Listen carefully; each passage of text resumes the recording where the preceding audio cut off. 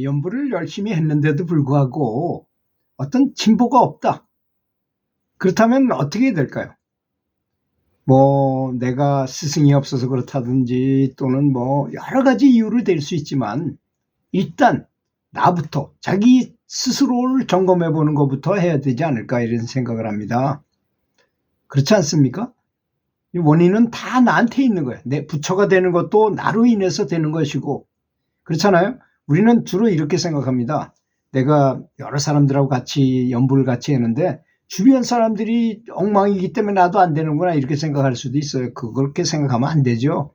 또는 큰 스님이 나한테 법력을 전수해 주지 않았기 때문에 그렇다 이렇게 생각할 수도 있는데 그거 아닙니다. 그렇지 않습니다.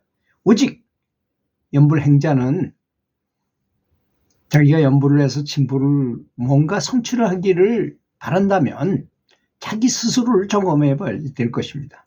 그 점검 사항을 한번 알아보도록 하겠습니다. 첫 번째, 어린아이같이 순수한 마음을 가져라. 어린아이 같다는 게 뭘까요? 엄마를 몇 년 동안 못 봤어. 젖도 못 먹고 굉장히 힘들은 어린애가 엄마를 만났을 때 얼마나 반갑겠어요. 그런 마음으로 부처님을 불러야 되지 않겠습니까? 그런 순수한 마음을 가져라 이겁니다. 순수하다는 것은 자신을 완전히 잊어버린다는 말과 비슷한 말이 아니겠습니까? 나를 잊어버리고 정말 어머님을 생각하고 너무나 반가워하는 것. 그런 마음으로 연불을 해야 된다는 것입니다. 두 번째는 아이처럼 생각이 아주 단순해야 한다는 것입니다. 자, 단순한 사람이 연불한다면 어떨까요? 어린아이는 금방 울다가도 또 웃기면 금방 또 웃어요. 그리고 다 잊어버리고 또 순수한 마음으로. 그죠? 그렇게 복잡하게 생각하거나 계산하거나 이러지 않습니다. 단순하게 사는 거예요. 그리고 사람은 단순한 생활을 해내는 게 더 좋습니다.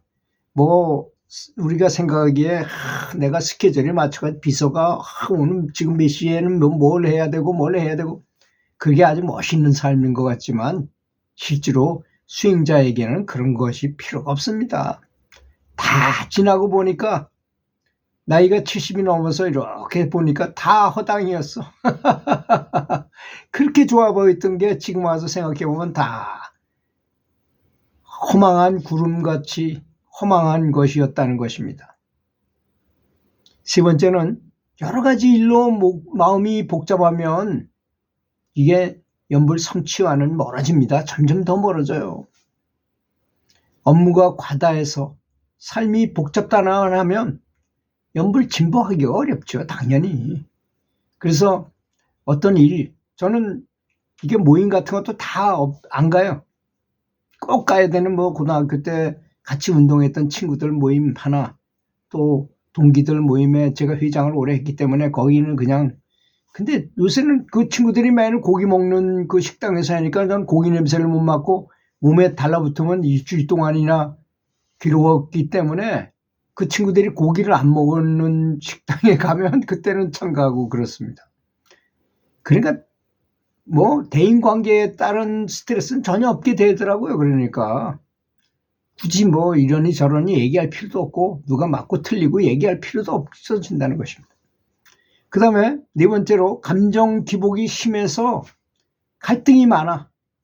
우울했다가 기분 좋았다가 이런 게 많으면 안 되잖아요. 그러면 감정 기복이 심하면 성취하기 어렵습니다.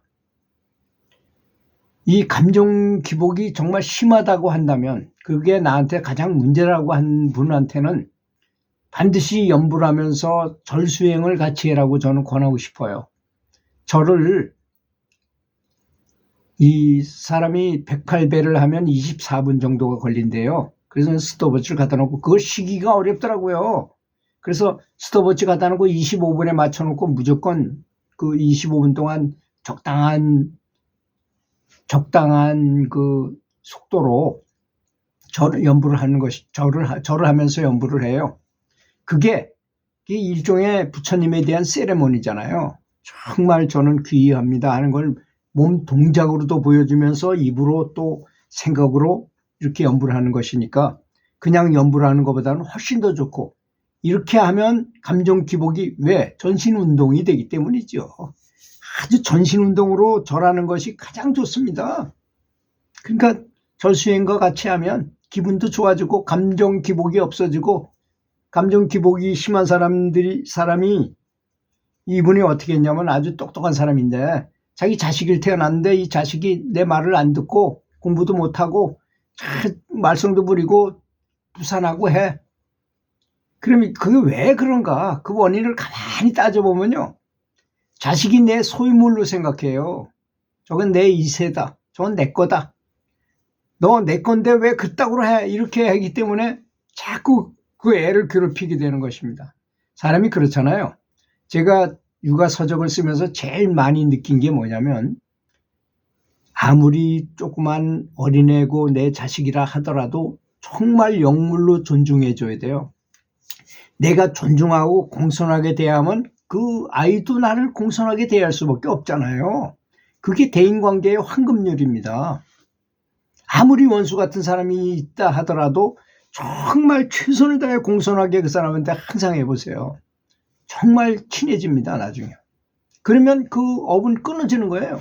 친구가 됐는데 뭐 저기랄 게 뭐 있습니까? 아무리 나빠 보이는, 저는 그런 경우를 굉장히 많이 만나요.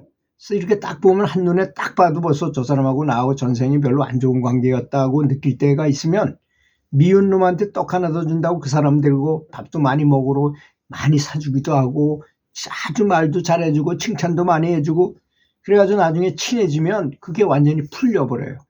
그때만이 그 업이 끊어지는 거더라고요. 그게 부처님의 자비의 법문입니다. 다음 5번째로, 12장단을 좋아해서 분별심이 많으면 또 진보하기 어렵죠. 그렇지 않습니까? 연불 열심히 하면서도 12장단을 따지고 뭐 이게 맞느니 저게 맞느니, 이런 분별심 버리고, 그런 분별심을 가질 거면 아예 기도를 하세요. 나라가 뭐 어수선하다는, 뭐 나라가 어수선하다는 걸 생각하지 말고 나라가 잘 되도록 기도를 하라는 것입니다. 그게 더 낫잖아요. 바람직하고. 그게 눈앞에 내 마음을 상하게 하는 뭐가 나타났다는 것은 내 마음에서 나타나는 거기 때문에 나의 업입니다. 나의 업이에요. 그래서 나를 정화하는 것입니다. 그러면 저절로 세상도 좋아져요. 당연히 좋아집니다. 6번째, 남과 비교를 통해 이기는 걸 좋아하면, 경쟁심에 사람이 딱 사로잡히잖아요. 그럼 보이는 게 없어요. 사람이 분노심에 사로잡히면 보이는 게 없잖아요. 그거 마찬가지입니다. 경쟁심, 집착하는 거, 이런 거에 욕심에 사로잡히면 보이는 게 없어요. 어이없는 행동을 하게 돼 있습니다. 또 진보가 느리다고 스승을 탓하면 깨닫기 어렵습니다. 사실 스승에 대한, 부처님에 대한 이 생각을 자세히 한번 깊이 생각해 보세요. 얼마나 고마운 분들인가. 감사하게 생각할 분들이 가지고 거꾸로 안 좋게 생각한다면 그건 정말 최고의, 이 연불하는 사람이 내가 모시는 부처님, 내가 부르는 부처님을 극 존중해야 될 판에 어떻게 부처님이 이렇게 많이 불렀는데 아무것도 안 주세요 하면서 막 불평만 한다 그러면 되겠습니까? 스승을 탓해서는 안 된다는 것입니다. 깨달음을 얻는 것도 못 얻는 것도 스스로의 선택인 것입니다. 열심히 연불하는 것도 내 선택이고, 연불해야 된다는 건 알고 있지만 안 하는 것도 나의 선택이에요. 다 자기가 원인이라는 것입니다. 9번째, 생각이 없는 멍한 상태가 무엇인가요? 멍한 상태로 들어가지 않으면 삼매로 들어갈 수 없어요. 우리는 뭐 연불해가지고 성불해야지 이런다고 되는 게 아니고, 마음을 쫙 가라앉히고 멍하게, 이거 연불하는 것도 아니고 안 하는 것도 아닌 참 미묘합니다. 이 얘기하기가 참 어려운 얘기죠. 디폴트 모드 네트워크라고 그랬어요. 그래서 서양 사람들이 요새 발견해가지고 전 난리가 났습니다. 뭐냐, 이렇게 사람이 뭔가 생각하고 있을 때는 안 움직이던 두뇌 속에 있던 어떤 기제가 멍청한 상태에 빠지니까 그때만 탁 작동되는 게 있더라는 거예요. 그게 바로 삼매지 뭡니까? 그리고 어떻게 해야 되나요? 한 멍청한 순간으로 들어가라는 겁니다. 멍한 상태로, 멍 때리기로 들어가라는 얘기입니다. 연불이 그 정도 수준까지 가야 된다는 얘기예요. 멍한 상태에 가도록 연불을 하기 위해서, 그걸 얻기 위해서 연불을 한다고 봐도 과언이 아닌 것이 아니겠습니까? 그래서 한순간 자비심의 세계로 들어가라는 것입니다. 자비심의 의식으로 막 들어가라는 거죠.